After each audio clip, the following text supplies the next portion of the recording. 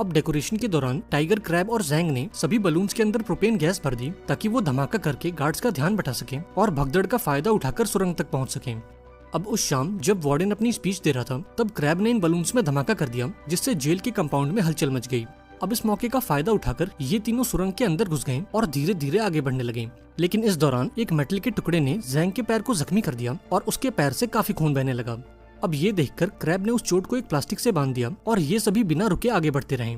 आखिरकार इन तीनों की मेहनत रंग लाई और ये सभी सुरंग के आखिरी छोर तक पहुंच गए।